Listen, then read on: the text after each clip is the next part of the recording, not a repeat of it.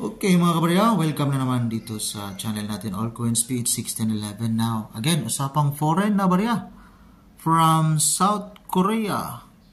Ito yung bansa na napakaganda puntahan. Kaso, hindi po tayo nakapunta doon. Baka balang araw, sa biyaya ng Panginoon, tayo po'y makapunta ng bansang Korea. Now, ito yung 50 won.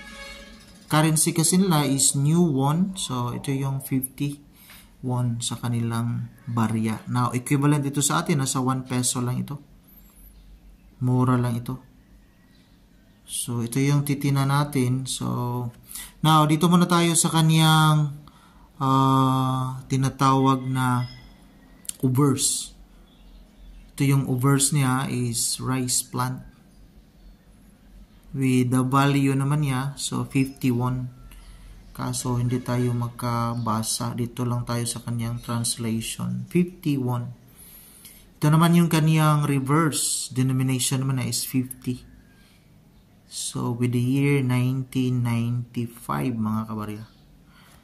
Yung kanyang bigat 4.16 grams with the diameter 21.60. Thickness naman niya is 1.52. Round yung kaniyang shape mga kabarya. Yan lang po. So, ang value dito sa atin, nasa 1 peso. Nasa almost 2 peso yung equivalent dito sa atin.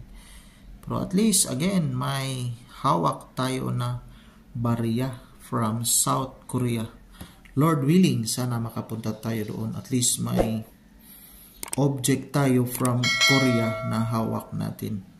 Ito yung substance sa bansang Korea. God bless.